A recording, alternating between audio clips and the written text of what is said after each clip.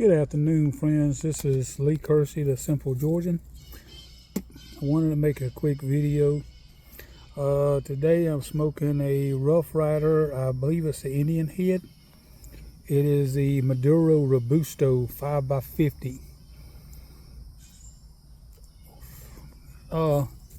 Anyway, oh, cool.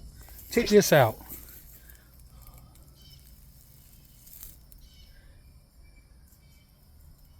See that fox? Hold on. Look at the fox running across the yard. That is so cool. That's the first time I've seen one out here. That is crazy. That is the first red fox I've seen in the middle of the day out here at my house. That is so cool. Anyway, the other night, after we had went to bed about midnight, my son's dog, Bella, she's a German short-haired pointer and Brindle Bull mix, and she is hardcore alpha female dog. She's not but about 32 pounds, 35 pounds, strong but smart. And about midnight we had went to bed, and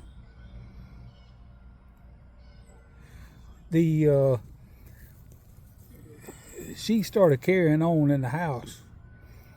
And when she was younger, we used to keep her in a little cage in the office. Now that my niece and great nephew, her son, has moved in with us, helping them out and helping take care of the baby while she works, Bella sleeps in the living room now, and she no longer has to stay in the cage. She has free reign of the house all the time, pretty much. I don't have any problem with her. She's, adult dog. She's learned what she can and can't do. Have very little problem with her. But anyway, she started, excuse me, she started raising sand the other night about midnight. And I didn't know what it was, and it woke me up, and I was scared it was going to wake the baby up. So I stuck my head out the back door, and Dad blamed me if there wasn't a buck out here in the backyard at our neighbors, right where that fox just went across. A buck had come up into the woods and was out here snorting and pawing and carrying on, digging up the yard. Just going crazy. I don't know if something was after him or if he got bit or something scared him or what, but he was carrying on. He come right out here to the edge of the woods, right in this area, and right there at them tree lines. And sorry about all that flipping back and forth, but anyway, come out right to that tree line right there, and just sat there and stared at me for, God knows, probably 15-20 minutes, and then blowed and snorted and carried on and just ambled off in the woods. Boy, this cigar is good. I'm gonna have to get some more of them. I got these out of, if I'm not mistaken, I got these from the Outlaw shop there in Overland Park, Kansas. They have two shops. They have one there, I believe, in Kansas City, and then Overland Park, Kansas. Well, Rough Rider cigars, I'm gonna definitely have to get some more of them. But anyway, what I wanted to make a video about this week or today or sometime, I think it was this week, Jonathan Piper X1X is his birthday week, and I want to wish him a happy birthday and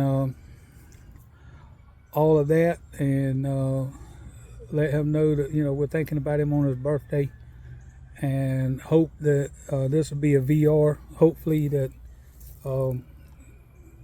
somebody would get the prize that he's donating on his birthday.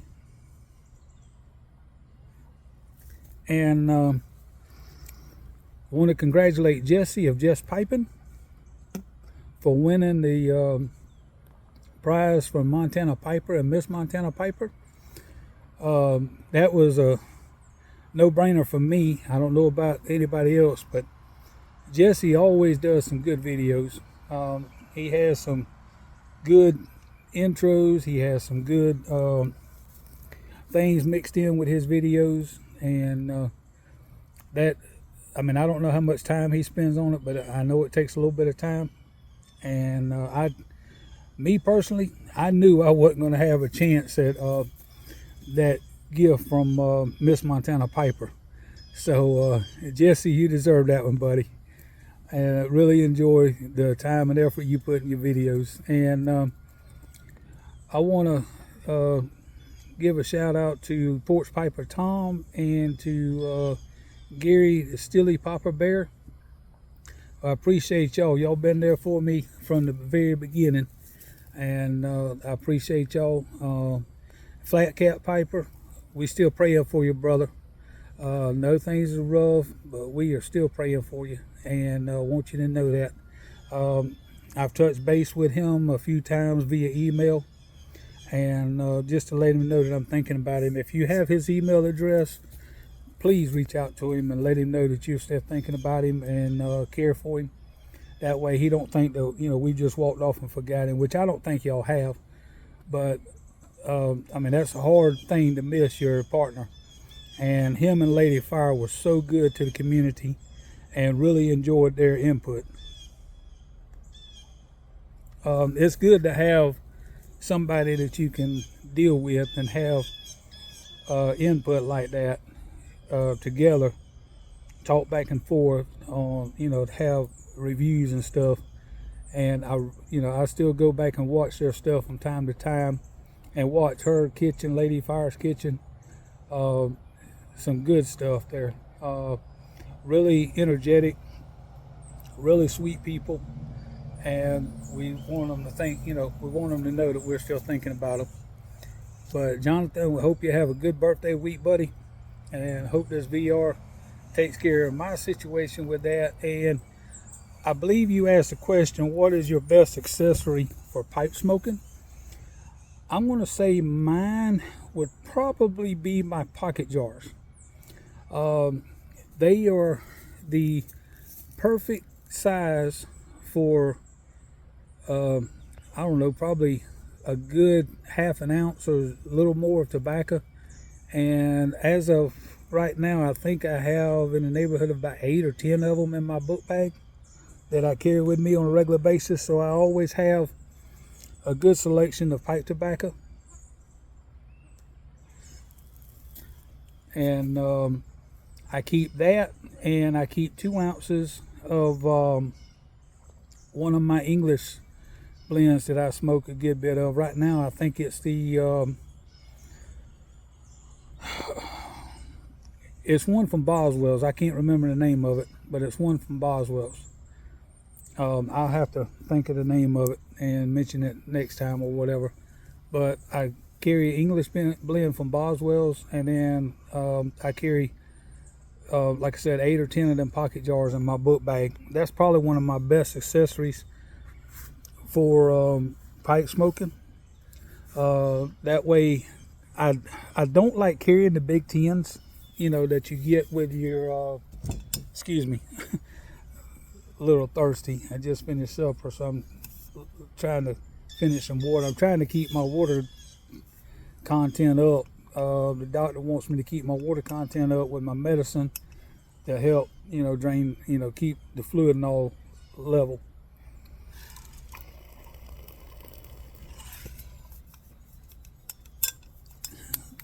Thank you. But anyway, them pocket jars are smaller, so you can stick them in your pocket. You know, I keep a pipe tamper in my pocket, one of the little cheap dollar nail tampers. I keep a big lighter. I've always carried a big lighter, even when I didn't smoke. I always carried a big lighter because I grew up in the era where we always had pocket knives and big lighters. I never was in the Boy Scouts, but I grew up in that area to where we always had pocket knives, a handkerchief, and a big lighter. We had the handkerchief if we had, bleeding. We had our pocket knife if we had to cut rope or cut a twig or whatever. We had the big lighter if we had to start a fire. So I mean, it's just survival. And when you create that habit, you always have that habit with you. But anyway, I wanted to make that video for Piper X1X, Jonathan. Happy birthday, brother. And congratulations to Jesse for winning that giveaway gift from Montana Piper, or Miss Montana Piper. And like I said, that was pretty much a shoe-in from my point, because he had one of the better videos in my opinion. Some of you might not think so, but I really enjoy his stuff. But anyhow, and Porch Piper Tom and Gary, Papa Bear, I appreciate y'all, helping me and talking to me and encouraging me. And even Jess Piper and Miss Carolina Rose, and several more of y'all has sent me comments. I really appreciate it. This week, I have some little packages coming in, and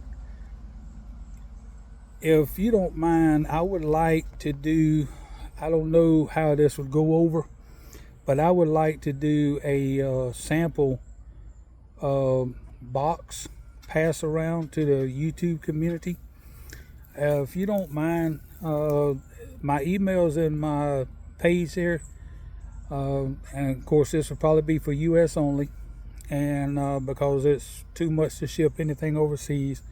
But if y'all don't mind, I would appreciate an email with everybody's address, and I can get it wrote down and get it packaged up. I'm going to go through some of my tobacco and package up some little small sample packs or whatever, and send out a box to where we can hopefully pass it around to the community and go from there. And then, like I said, when I get to the 250 subscriber, I'm going to try to do a goal, and there'll be a nice little box of tobacco there from my local tobacconist and whatever else I can come up with. And then at 500, I'm planning on giving away a pipe that I have. I have several pipes that I bought. It'll be a new pipe. It won't be a estate. It won't be a used one. It'll be a brand new one. I've never smoked it. I bought several pipes.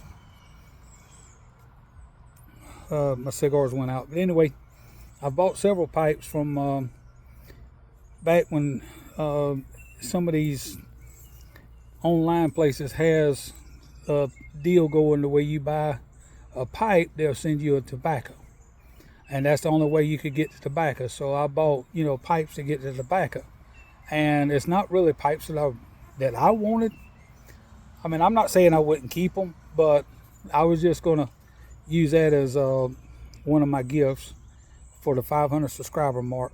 And I'll, within the next few weeks, I'll dig that pipe out and show it to y'all. That way y'all know what y'all getting. And it'll be a brand new pipe. And go from there. And then, of course, whoever gets the pipe will also get some tobacco. And but I do want to do these little sample boxes.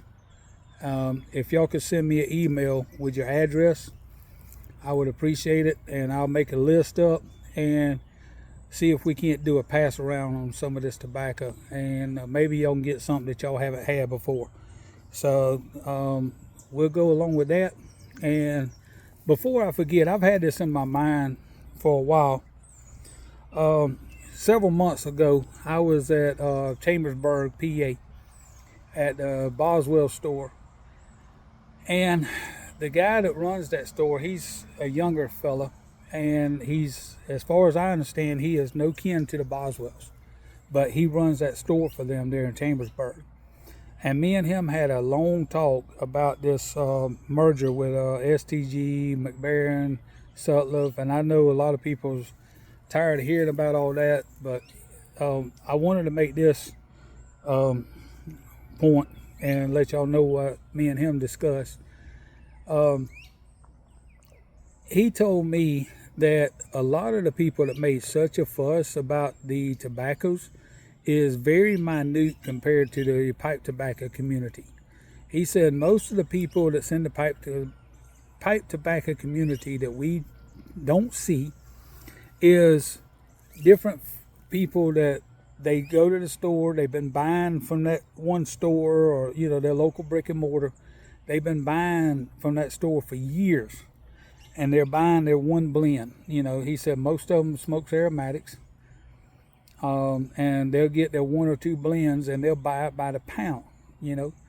And he says some of them goes through it a pound a week or more. So he said that the people that's making the fuss about all of this going on with the different tobaccos is very minute with the people that actually smokes in the pipe community. And I didn't realize that. He said, because I asked him, I said, why don't I see, like in my local brick and mortar, they've got 2 stores down here, and they support them 2 stores off, they said about half of their sales, anywhere from 40 to 50% of their sales is pipe tobacco. And the other 50 to 60% is the cigars. And they said that their pipe tobacco sales are still up, from the local people. And I'm like, why don't I ever see them buying all this? I mean, I know they're selling it or they wouldn't have it on the counter. And they've got, it's not just, they have 1 or 2 blends. They've got several blends. And all of their blends of pipe tobacco is home blended. There's nothing in tins, nothing that's, no Sutliff, no Cornell and Deal, or whoever, Rivertown. There's none of that stuff. They blend their own tobacco. And just like they do up there at Peretti, just like they do at Country Squire. And I mean, when I say they have a wall of tobacco, they have a wall of tobacco. And I mean, it must be 25 or 30 different blends on that wall.